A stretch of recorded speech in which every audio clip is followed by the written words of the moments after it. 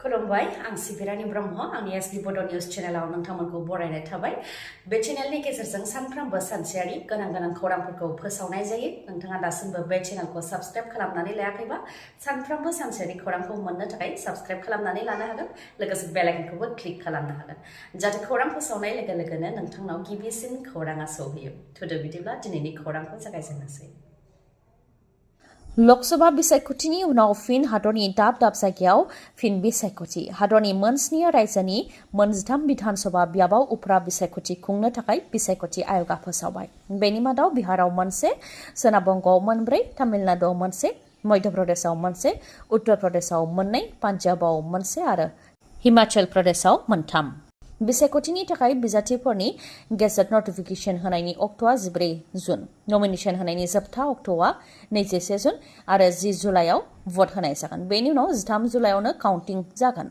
आसामावबो मोनबा बिधानसभा बियाबाव फिन उफ्रा बिसायख'थि जागोन नाथाय माब्ला जागोन बेखौ दासिमबो बिसायख'थि आय'गा फोसावनानै होआखै मोनबा बिधानसभा बियाबफोरा जाहैबाय सिडली विधानसभा बियाब धलाई विधानसभा बियाब बिहाली विधानसभा बियाब सामुगुरी विधानसभा बियाब आरो बङाइगाव विधानसभा बियाब जेराव बेफोर बियाबनि एमएलएफोरा ल'कसभा बिसायख'थियाव बाहागो लादोंमोन आरो देरहासार जानो हादों बेनिखायनो आसामनि बे मोनबा विधानसभा बियाबाव फिन उफ्रा बिसायख'थि जागोन माबोरै माहारसा बर' क'क्राझारनि रुपनाथ ब्रह्म सोरखारि देहा फाहामसालिखौ रैखा खालामनो थाखाय गासैबो ओंखारबोदों लामायाव थांनाय 5 साननिफ्रायनो थाद'नाय गैयालासे धरना होदों आरो मैयानि सानाव हानजा सुरनाय हाबाफारि लादों जेराव मोन 19 आफादफोर बीपीएफनिफ्राय लानानै कंग्रेस सीपीआईएम एबीएमसु नेमसु गागि नोगोरारि आफाद आरो गुबुन आफादफोरजों लोगोसे सांग्रां रायजो राजाफ्राबो बाहागो लादों क'क्राझार रुपनाथ ब्रह्म सोरखारि देहा फाहामसालिनि बिफानफोर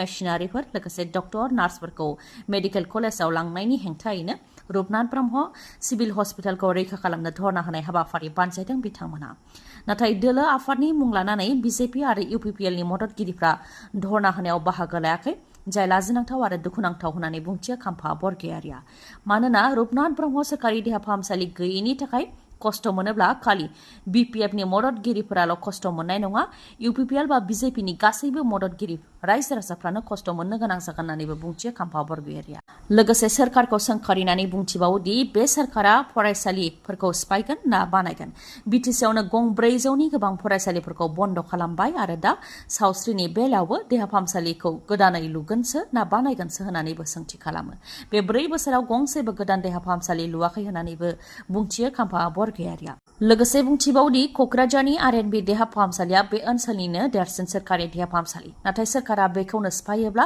बेयो माबायदि सोरखार बेबायदि बोखांनानै लाङोब्ला रायजो राजानि सावस्रिनि खामानिखौ माबोरै मावगोन होननानैबो बुंथियो खाम्फा बरगयारिया आरो बे धरना होनाया रावबो दोलो आफादजों जेबो सोमोन्दो गैया बेयाव बीपीएफनियाबो बाहागो लादों कंग्रेस सीपीआईएम बेफोरनिफ्रायबो बाहागो लादों होननानै फोरमायथियो खाम्फा बरगयारिया मणिपुर रायजोआव दासिमबो गोजोना गिदिंबोफिनाखै बे खेबाव मणिपुरनि गिबि मन्त्रि एन बीरेन सिंहनि कनभयआवनो गाग्लोबनाय जाथाय उदखारिफोरा मणिपुरनि गिबि मन्त्रि एन बीरेन सिंहनि कनभयआव गाग्लोबदों फोरमायथिनो गोनांदि मणिपुरनि जिरिबाम होननाय ओनसोलाव थांनाय बावैसो सान सिगांनिफ्रायनो दुंहाव थासारि जाबोगासिनो दं सासे सुबुंखौ लांखारनायनि उनाव गोदोना हास'नानै बुथारनाय हालोदाव बोखांनो मोननायनि उनावनो जिरिबाम ओनसोलाव दुंहाव थासारि जाबोगासिनो दं बे ओनसोलाव थांनो थाखायनो एन बीरेन सिंहआ सिगाङै गावनि सिकिउरिटिफोरखौ थिनहरग्रोदोंमोन बेयावनो उदखारिफ्रा बिथांनि कनभयआव गाग्लोबदों जायजों माखासे पुलिसफ्रा जोखोम जानो गोनां जादों फोरमायथिबावनो गोनांदि जिरिबाम ओनसोलाव गोबां दुंहाव थासारि जानायनि थाखाय थांनाय माखासे सान सिगांनिफ्रायनो काचाराव 600निबो गोबां सुबुंफोरा गाव गावनि बाय बाहागिनि न'आव थाफैनो गोनां जादों बेनि अनगायैबो जिरिबाम होननाय ओनसोलाव पुलिस थानायाव अर सावनाय बुफाय बुसि खालामनाय बुलाय सोलाय खालामनाय बायदि जाथायफोरा जाबोबाय थादों हाग्रामा महिलारीनि गोरोन्थिनि थाखायनो बीपीएफ आरो कंग्रेस दोलोआ जेननो गोनां जादों हाग्रामा महिलारीया गावनि लाइमोन दैदेनगिरिफोरखौ सिनायनो रोङाखै बे अजदखौ होदों कंग्रेसनि दैदेनगिरि गर्जन मुसाहारिया थांनाय ल'कसभा बिसायख'थियाव बीपीएफ आरो कंग्रेस दोलोआ ल'कसभा बिसायख'थियाव जेननांनायखौ लानानै गर्जन मुसाहारिया फोरमायथिदों दि बिसायख'थिनि 3 दान सिगां बीपीएफ आरो कंग्रेसआ मासे रानलायनानै बिसायख'थि गेलेनो थाखाय कंग्रेसनि गोजौ दैदेनगिरिफ्रा बुंथि हरदोंमोन बे लेखायै हाग्रामा महिलारीनि खाथि सोमोन्दो थानाय लेङाइ आफादगिरिनोबो मेसेजखौ हरनाय जादोंमोन। नाथाय जेबो फिननाय फैफिनाखै। उनाव बिसायख'थिनि खाथि सौफैनायनि उनावसो बिजाथि फोसावखांनायनि उनावसो BPFनिफ्राय फैनानै आंखौ बा गर्जन मुसाहारिखौ जिरायनो थिनफैदों। नाथाय मान सन्माननि खोथा दं, बेनिखायनो कंग्रेसनिफ्राय गसंदोंमोन। नाथाय जुदि कंग्रेसआ लुबैनाय बायदि दरं उदालगुरि आरो क'क्राझार लकसभा बियाबखौ रानलायनानै बिजाथि होयोमोनब्ला दिनै BPF आरो कंग्रेस दोलोनिफ्रायबो देरहासार जानो हागौमोन आरो सानै MPखौ दिल्लीयाव दैथायहरनो हागौमोन आरो जोंनिनो सोरखार जागौमोन होननानै बुंथियो गर्जन मुसाहारिया। आरो हाग्रामा महिलारीनि गोरोन्थिनि थाखायनो जों जेननो गोनां जादों होननानैबो बुंथियो। लोगोसे बुंथिबावोदि हाग्रामा महिलारीया गोबां भट मोनदोंमोन। बिटिसिआव हाग्रामा महिलारीनि दासिमबो दोहौ दं। रायजो राजाफ्रा दासिमबो हाग्रामा महिलारीजोंनो दं। नाथाय बिसायख'थियाव माखासे टेकनिकेल खोथा दं। जानांगौ हाग्रामा महिलारी बिथाङा नांगौ बायदि बोसोन मोनाखै बा बिथांखौ गोरोन्थि बोसोन होगासिनो दं। सिगांनि समावबो हाग्रामा महिलारीनि गोरोन्थिनि थाखायनो सोरखार दानो हायाखै होननानैबो बिबुंथि होयो गर्जन मुसाहारिया। लोगोसे बुंथिबावदि BPFआव कास्टम बसुमतारी, बिक्रम दैमारि मोनबायदि माखासे मोजां लाइमोन दैदेनगिरिफोर दङ, जाय सोरखारनि हेंथा आरो UPPLनि हेंथा डाटाबेसफोरखौ लाबोनानै खोथाफोरखौ बुङो। बिथांमोन बायदि दैदेनगिरिफोर गोबां थाबावनो हागौ, नाथाय बिथांमोनखौ हाग्रामा महिलारीया सिनायनो रोङाखै आरो बिथांमोननो नांगौ बायदि बिफाव होनो हायाखै होननानैबो बुंथियो।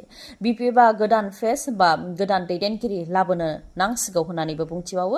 थांनाय बिसायख'थियावबो गोजाम दैदेनगिरिफोरखौ फसंनायनि थाखायनो जेननो गोनां जादों होननानैबो बुंथिबावो गर्जन मुसाहारिया। धोरोमनि मुसुखाखौ दुथांफोरा बुफाय बुसि खालामनायनि उनावनो दुंहाव थासारि। दुथांफोरनि हेंथा रोजा रोजा रायजो राजाफ्रा लामायाव ओंखारनानै खुद्रिदोंमोन। नाथाय सोमावसारनायखौ प्रशासना होबथानायनि उनाव सोमावसारग्रा रायजो राजाफ्रा बांसिनै खुद्रिदों। उनाव SP आरो DCनि मावख'खौ रायजो राजाफ्रा बेंखननानै अर सावनानै होदों। बेनि अनगायैबो पुलिसनि सायाव अन्थाइ खुबैदों। लोगोसे गं 5नि गोबां मटर साइकेलखौ अर सावनानै होदों आरो गं 24 साखा खब्रै गारिखौबो अर सावनानै होदों।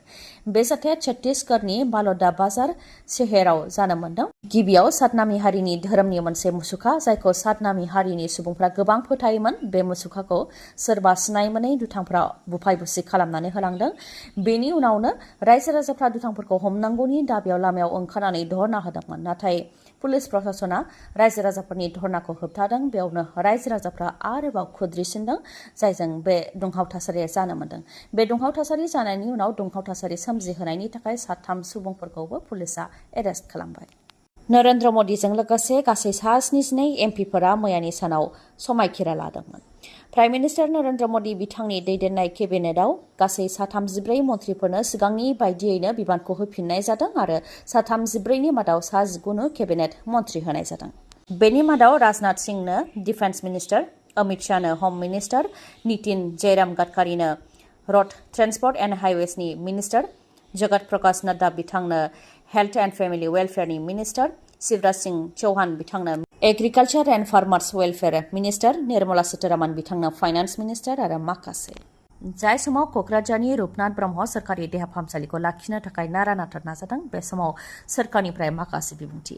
बिटिआर सोरखारनिफ्राय फोरमायथिदों दि NMCनि माखासे नेमखान्थिफोर दं, जेराव मेडिकेल कलेजाव सानसेयाव 800 बेरामिफ्रा थांनो नांगौ। बे नेमखान्थिखौ आबुं खालामनो थाखायनो रुपनाथ ब्रह्म सोरखारि देहा फाहामसालिनि माखासे बेरामिफोरखौ मेडिकेल कलेजाव लांनो थाखाय नाजानाय जादों होननानैबो फोरमायथिदों। ओजोंहाय क'क्राझाराव धरना लानाय हाबाफारिनि सायाव राकेश ब्रह्मआ बुंथिदों दि क'क्राझारनि थासारिखौ गाज्रि खालामनो थाखायसो BPF दोलोआ बे धरना होनाय हाबाफारिखौ लादों होननानैबो बुंथियो। गर्जन मुसाहारियाबो बेनि सायाव बुंथिदों दि रुपनाथ ब्रह्मआ सरासनस्रा सुबुं नङा। बर' हारिखौ फोजाखांग्रा बिथाङा सासे सुबुं। राजखान्थिनि सिगांनो खन्थाइजों आरो रायथाइजों बिथाङा बर'फोरखौ फोजाखांदोंमोन आरो बर'नि गिबि मन्थ्रि बिथाङानो। क'क्राझार नोगोरनि खाथियाव लुनाय government college, girls high school बायदि लुनायाव बिथांनि गोबां बिहोमाफोर दं। बेनिखायनो बिथांनि खामानि मावनायखौ मान होनानै बिथांनि मुङाव देहा फाहामसालि लुदों। नाथाय थाखानाय देहा फाहामसालिनिखौ गुबुनाव लांनानै गारहैयोब्ला बेयाव प्रमद बर'आ महम्मद बिन तुगलकनि खामानि मावनाय जागोन होननानैबो बुंथियो गर्जन मुसाहारिया। बर'नि मेलेमजिबिफोर आरो बर'नि बिमा बिफाफोरजों रायज्लायालासे बेबायदि लानानै थांनाया इनाय खालामनाय जादों होननानैबो बुंथिबावो गर्जन मुसाहारिया। खौरांखौ जोबजासे खोनासंनायनि थाखाय गोजोननाय थाबाय। गाबोननि सानाव फिन गोदान खौरांजों लोगो मोनफिनगोन। दिनैनि थाखाय गोजोन्थों।